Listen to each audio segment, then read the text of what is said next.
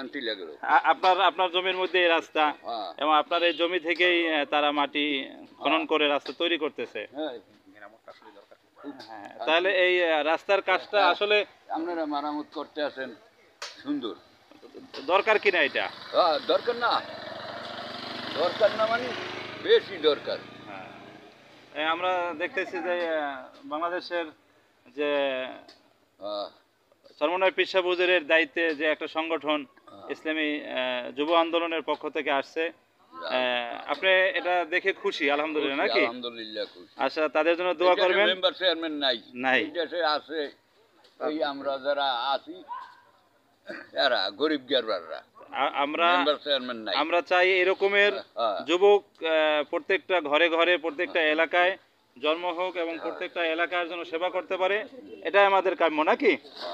এটা দোয়া করবেন তাদের জন্য নাকি? আলহামদুলিল্লাহ। আসসালামু আলাইকুম।